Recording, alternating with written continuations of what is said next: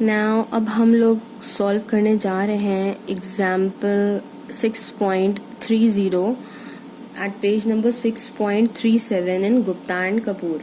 तो एग्जाम्पल 6.30 बोलता है कि एक्स वाई हमारे टू रैंडम वेरिएबल हैं, each taking three values -1 0 and +1 having the joint probability distribution. अब जॉइंट प्रोबेबिलिटी डिस्ट्रीब्यूशन आप स्क्रीन पे देख सकते हैं या तो फिर आप अपनी बुक में देख सकते हैं, और इसी के करस्पॉन्ड क्वेश्चंस पूछे गए हैं। Show that x and why have different expectations. तो एक एक करके हम प्रूफ करते जाते हैं इसके। सो यहाँ पे देखिए हमने टेबल के करस्पॉन्ड वैल्यूज लिख ली हैं। एक्स की जो वैल्यूज गिवन थी -1 0 एंड 1 पे वो लिख ली हैं, और वाई की जो वैल्यूज थी उसके करस्पॉन्ड हमने वैल्यूज लिख ली हैं। अब हमें टोटल प्रोबेबिलिटी निकालनी होगी। यहाँ पे वाई है तो यहाँ पे वाई के करस्पॉन्ड प्रोबेबिलिटी आएगी, तो इन सारी रोज का सम यहाँ पे हम लिख देंगे। अब यहाँ पे x है तो x के करस्पॉन्ड टोटल प्रोबेबिलिटीज इन कॉलम्स का सम करने पे आएगी। -1 का कॉलम में -0 + 0.2 एंड 0, इन सब का जब हमने सम किया तो 0.2 आ गया। उसी तरह से इस कॉलम का हमने सम किया तो यहाँ पे 0.4 आ गया, और सिमिलरली यहाँ पे भी 0.4 इसकी वैल्यू आ गई। और अगर आपको चेक करना है कि हमने सही एडिशन किया है या नहीं किया है, तो जो भी टोटल प्रोबेबिलिटी है तो उसका सम हमेशा 1 आना चाहिए। आपको जैसे पता ही होगा कि जो हमारी प्रोबेबिलिटी है वो हमेशा 0 से 1 के बीच में लाई करती है, and sum of all the probabilities is always equal to 1। तो जितनी भी प्रोबेबिलिटीज है सबका सम हमारा किसके बराबर होता है, 1 के बराबर ही होता है। अब यहाँ पे हमें देखिए एक्सपेक्टेशन निकालना है, तो हमें यहाँ पे y into P Y and x into P X भी निकालना पड़ेगा। अब देखिए यहाँ पे हमारी y की वैल्यूज ये हैं और पी वाई हमारा यहाँ पे 0.2 है, तो जब हम इसको मल्टीप्लाई करेंगे तो हमारी वैल्यूज क्या आ जाएगी, -0.2। फिर नेक्स्ट आ जाएगी हमारी 0, क्योंकि 0 से किसी को भी मल्टीप्लाई करेंगे तो 0 ही हो जाता है, और यहाँ पे 0.2। फिर इसके करस्पॉन्ड हम -1 और 0.2 को मल्टीप्लाई करेंगे तो कितना आ जाएगा, -0.2। Then this and this will give 0.4 and then ये हो जाएगा हमारा 0, क्योंकि 0 किसी भी से भी मल्टीप्लाई होता है तो 0 ही आता है। Then 1 and 0.4 is 0.4। अब यहाँ पे ये हमारी प्रोबेबिलिटीज आ गई, और साथ में इनका मल्टीप्लिकेशन इन वेरिएबल्स के साथ भी आ गया है। अब यहाँ पे हमें एक्सपेक्टेशन निकालना था। फर्स्ट पार्ट में बोला था कि एक्सपेक्टेशन डिफरेंट होना चाहिए, ये हमें दिखाना है। तो एक्सपेक्टेशन ऑफ x जो है उसका फॉर्मूला आपको पता है, रेंज ऑफ x होता है x इंटू पी एक्स होता है। रेंज ऑफ x तो हमको पता है -1 to +1 है, तो रेंज ऑफ x देखिए यहाँ से हमने ये निकाल रखा है कि जो total probability x into P x है दिस, तो इसी पे हमें समेशन करना है। तो ये सारी वैल्यूज को हम प्लस कर लेंगे, -0.2 + 0.4। 0 लिखने की कोई भी जरूरत नहीं है, तो इसको जब हम ऐड करेंगे तो हमारा आंसर क्या आ जाएगा, हमारा आंसर आ जाएगा 0.2। एक्सपेक्टेशन ऑफ x हमारा आ गया। अब इसी तरह से हम एक्सपेक्टेशन ऑफ y जब निकालेंगे, summation range of y into P Y. जब y इंटू पी वाई करेंगे तो हम इन सब ही वैल्यूज का सम कर लेंगे, और इन सब वैल्यूज का सम करेंगे तो हमें क्या मिल जाएगा, 0 मिल जाएगा। तो हम क्या कह सकते हैं, both expectations of x and y have different values. तो ये फर्स्ट पॉइंट हमारा प्रूव हो गया।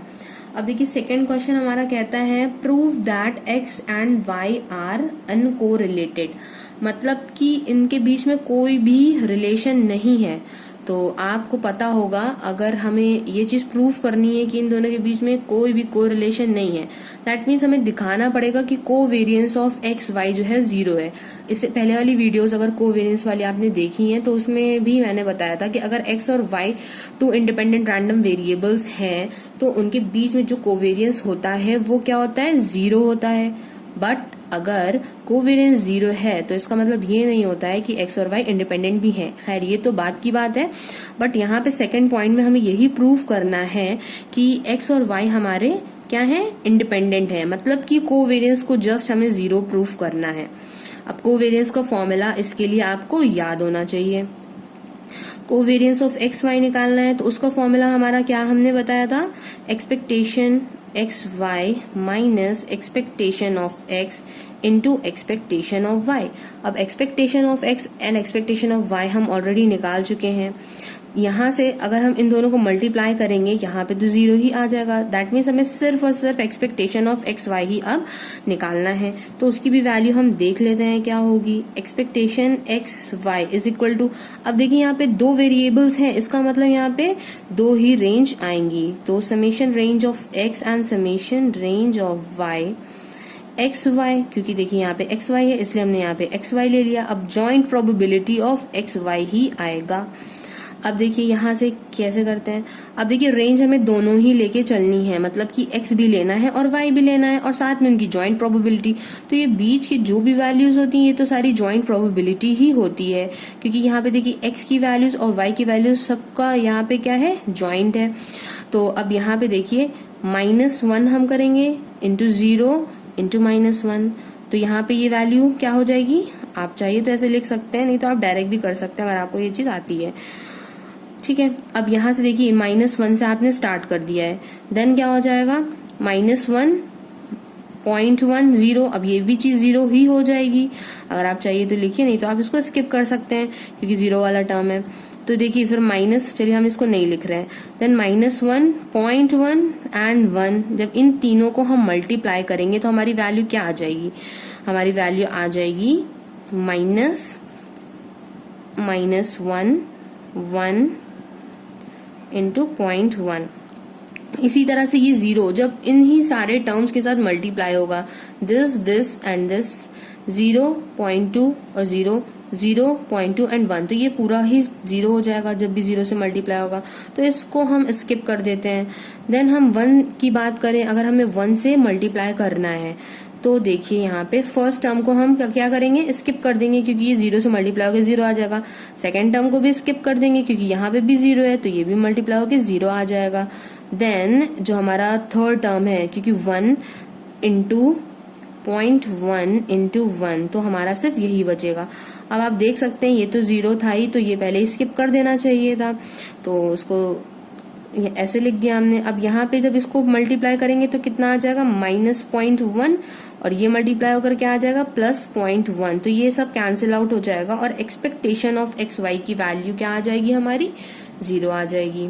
वैसे तो आपको ये समझ में आ गया होगा कि कैसे हमने रेंज ऑफ एक्स ली, मतलब एक्स की पहली वैल्यू ली और साथ में इसकी जॉइंट प्रोबेबिलिटी मल्टीप्लाई करी, देन वाई की वैल्यू ली।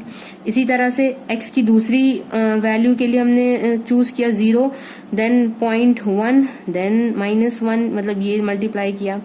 ठीक है, इसी तरह से हमने किया तो हमने देखा कि एक्सपेक्टेशन ऑफ एक्स वाई 0 आ गया, तो कोवेरियंस ऑफ एक्स वाई की वैल्यू जब हमने प्लेस कर दी तो यहाँ पे क्या आ गई, 0 आ गई, और expectation of X Y already 0 था, तो ये that means covariance of X Y की वैल्यू हमारी आ गई 0। तो यहाँ से हम ये बोल सकते हैं कि जो एक्स वाई है हमारा वो इंडिपेंडेंट रैंडम वेरिएबल है।